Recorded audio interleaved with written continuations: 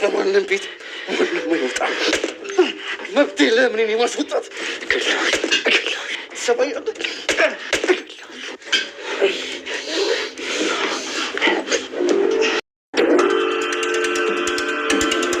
ቆይ ሰው ይሄን እያወቀ እንዴት ዝም ይላል?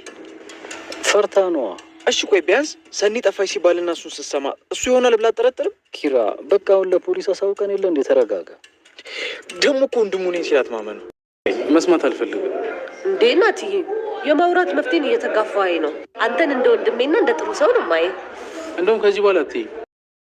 ኪራ ስፒድን ቅጥቅጥ አድርጎ ሰድቦ ከቤት አስወጥቶታል። እንዴት እስካሁን ሳትናገሪ እንደዚህ የቆየሽው በማለት ቴናንም እጅግ በጣም ተቆጥቷታል። በሌላ በኩል ደግሞ አሁን በኪራ የተበሳጨው ስፒድ ሰኒን ምን ሊያደርጋት ይችላል? ኪራ ቢያንስ ሰኒንና ኬያን አለቃቸውም እያለ ሲዝትባቸው እንዴት እስካሁን አትናገሪም? ቢያንስ ሰኒም ይህን ያክል ታግታ መጥፋት የለባትም ነበር በማለት እንግዲህ ተቆጥቷል።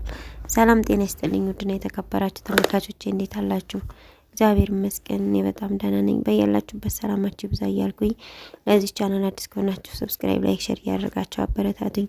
ዛሬ ደግሞ ጽናት ድራማ ክፍል 181 ይዤላችሁ መጥቻለሁ። እስከ ቪዲዮ ፍጻሜ ድረስ አብራችሁ ይቆዩ። ሰኒም እንግዲህ ስፒድ ከዚህ ሊወስዳት እንደሆነ በሰማች ሰዓት ያን ጓደኛውን ማለትም እስካሁን ሲጠብቃት የነበረውን እስካሁን ጠብቀኛል፣ አንተ ጥሩ ሰው ነህ፣ ስፒድን ግን ከዚህ ተወሰደኝ ይገለኛል፣ ስለዚህ እባክህ የሆነ ነገር ፍጠር እያለች እየተማጸነችው ትገኛለች። እሱም አይሆንም፣ አንቺን ተምትከፊ ይልቅ ስፒድ ከሚከፋ አንቺ ብትከፊ ይሻላል በማለት እንግዲህ ጨክኖባታል። ቅዱስ የቀድሞ ፍቅረኛው መታለች። እንግዲህ የቀድሞ ፍቅረኛው ስልኩን ጥሎ ሲወጣ ነበረ ስልኩን ልታቀብለው በመሄድ ልተናገረው እየፈቀደችው ስልክህን ስጠኝ በማለትም ጠይቀው ነበረ። ስልኬ አለሽ እኮ እንደውም በቃልሽ ሁሉ ታውቂው ነበረ፣ ልነቀሰው እያልሽ ሁሉ ነበር እኮ እንዴት ተረሳሽ በማለት ነበር የነገራት። ቅዱስም እንግዲህ ወደ ህይወቱ መምጣቷ ህይወት ስላልሰጠችው ደስታ ስላልሰጠው ለምንድን ነው ግን ሰው ሲረሱት ተመልሶ የሚመጣው እያለ ይገኛል። ምን ሆኖ ነው ግን እኔ ራሴ በጠየቅኩት ራሴ በፈለግኩት ደግሞ ያን ጊዜም እኮ እኔ ያልነበርኩም ጥዬ የሄድኩት በማለት እንግዲህ ብታናግረውም እሱ ግን ሊያናግራ ፈቃደኛ አይደለም።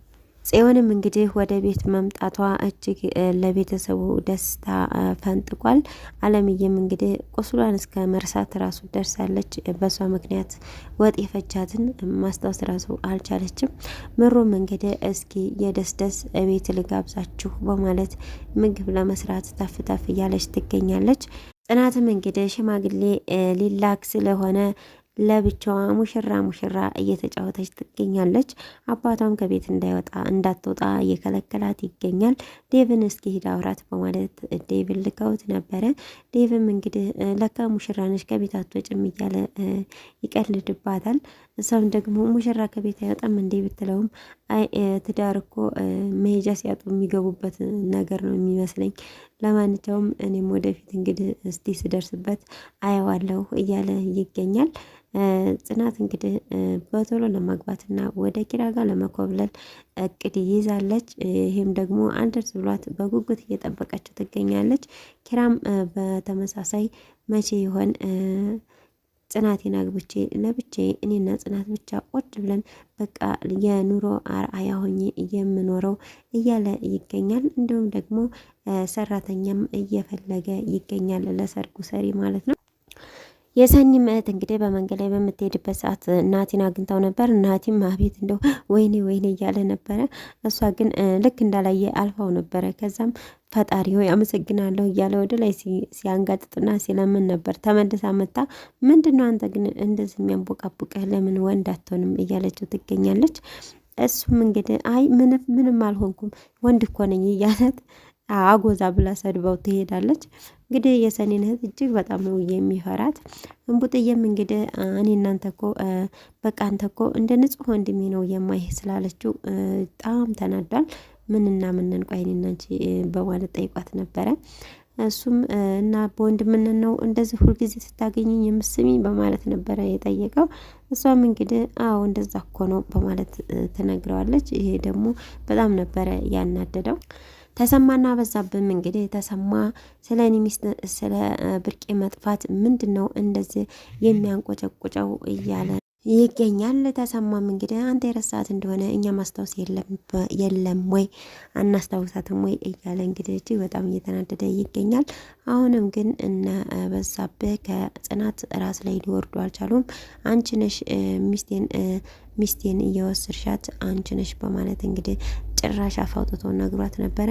ጽናት ግን ሰውዬ እስኪ ተወን በቃ ተወት አድርገን እስኪ አሁን ለምንድን ነው ቢያንስ በቃ እኛ ስንተውህ እንኳን አንተ ማትተውን ለምንድን ነው በቃ እኔ የማውቀው ነገር የለም አልኩ በቃ ተወኝ ልቀቀኝ እያለች ትገኛለች ጽናት። ቲናም እንግዲህ ብርቄን በማስገዘት ማለትም ሁሉን ነገር ሲጠይቅሽ አውቃለሁ በይው በማለት ማለትም ደላላ ገይዛት ሄዳ ነበረ። ደላላው ጋር እንግዲህ ምን ትችያለሽ ሲላትም መቆፈርም ማረስም በቃ ሁሉንም ነገር እችላለሁ በማለት ተናግራለች። ብርቄ ማለት ነው ማለት የፈረንጅ ምግብ ትችያለሽ የአበሻ ምግብ ትችያለሽ ስትባል በቃ እችላለሁ አልኩ እኮ በማለት ነበር የተናገረችው። ቲናም እንግዲህ እሷ ነበረች ተያዥ ሆና ልታስገባት የነበረችው። ነገር ግን ደላላው ያው ትንሽ ደላሎች ጸባይ የላቸውም እና አመነጫጭቆ በቃ ውጭልኝ እኔ ስራ አለብኝ በማለት ሊያባረራት ችሏል። ስፒድም እንግዲህ ወደ ቤት በመጣ ሰዓት ቤቱ ጭር ብሎ እያገኘዋል። ማንም የለም ነበረ ከኪራ ውጪ። ኪራም እንግዲህ ወደ መኝታ ቤት ሲገባ ስፒድን መኝታ ቤቱ ቆሞ ነበረ ያገኘው። እዚህ ምን ታደርጋለህ ቢለውም ምን አንተ ማንህና ተጠይቀኛለህ በማለት ነበረ እየመለሰለት። ኪራም እንግዲህ እጅግ በመበሳጨት ባለፈው ብርቄን ምን እንዳደረካት የማላቅ እንዳይመስልህ ቲና ካንተ ነው ልብሱን ተቀብላ እየወሰደችው። ስለዚህ ምንድነው እዚህ ክፍል የምሰራው በማለት ነበር እንግዲህ የመታው። ጭራሽ ለመደባደብም ተያይዘው ኪራ በጣም እየመታው ነበረ። ስፒድም አሳያለሁ ማን እዚህ ቤት እንደሚኖር በማለት እንግዲህ ከቤት ይወጣል። ኪራም ደግሞ እጅግ በጣም ተበሳጭቶ ተናዶ ነበረ። ቆይ ብቻ ቲና ነይ ብቻ እያለ በቃ እስከምትመጣ ድረስ እየጠበቃት ነበረ። ያው ብርቄና ቲናም ከደላላው ቤት መንገድ ሲመጡ ስፒድ ያገኛቸዋል። አንቺ ቲና በማለት ቶሎ ብሎ ነበረ በጥፊ የተሰነዘረባት። ምንድነው ምን ሆነ ነው ብትለውም አንቺ ነሽ አይደል እንደ ኪራ የተናገርሽው ቢላትም እሰይ ሁሉንም ነገር አወቀ ማለት ነው እሰይ እንደውም የቀረ ነገር ካለ እናገራለሁ በማለት ነበር እንግዲህ ወደ ቤት እየሄደችው።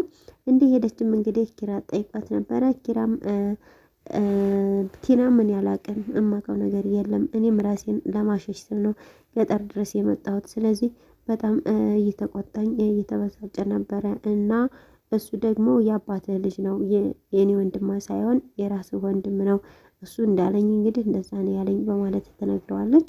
እንዴት አድርጎ ቢነግራት ነው ያሳመናት በማለት እንግዲህ ኪራም ይበሳጫል። ስፒድም እንግዲህ በዚህ ምክንያት እጅግ በመበሳጨት ወደ ሰኒ ጋር ነበረ የሄደው። ሰኒን እንግዲህ ምን ሊያረጋት ይችላል? በንዴት ስሜት አብረን የምናየው ነው የሚሆነው። እንግዲህ ቲናም ለኪራ ሰኒንና ኪያን እንደውም አላቃቸውም ብሏል በማለት ትናገራለች። ሰኒ የጠፋችው በማለት አሁን ነበረ ገና ባና በቃ እሱን የወሰዳቸው በማለት ያወቀችው። ኪራም እንግዲህ በመበሳጨት ጥላት ከቤት ይወጣል። አረት ኪራ ትታኝማ አትሂድ ከመጣ እኮ ይገለኛል እያለች ትገኛለች። ኪራም ወደ ቅዱስ ጋር በመሄድ እንግዲህ ያለውን ነገር በሙሉ ለቅዱስ አማክሮት ነበረ። ሰኒ ይሄን ነገር እንኳን ስትጠፋ ትንሽ አትባንንም እንዴ አትናገርም በሰዓቱ እንኳን ለፖሊስ እንዳናመለክት በማለት ነበረ የተናገረው። ቅዱስም አይሆንም እኮ ተመልክቷል አይደለ በማለት ነበረ የተናገረው። ስፒድም እንግዲህ ሰኒን የት እንደሚያደርሳት ባይታወቅም ነገር ግን እሱ እየጠበቃትና እንዲሁም ደግሞ ሌላ ቦታ ሊወስዳት እያሰበ ነበረ። በቀጣይ ቪዲዮ እንግዲህ ይዤላችሁ ደግሞ እመጣለሁኝ። እስካሁን አብራችሁ ስለቆያችሁ እጅግ በጣም አመሰግናለሁ። ለቻናል አዲስ ከሆናችሁ ሰብስክራይብ፣ ላይክ፣ ሼር እያደረጋችሁ አበረታቱ። በያላችሁበት መልካም ጊዜ። ሰላም ለሀገራችን፣ ሰላም ለሕዝባችን።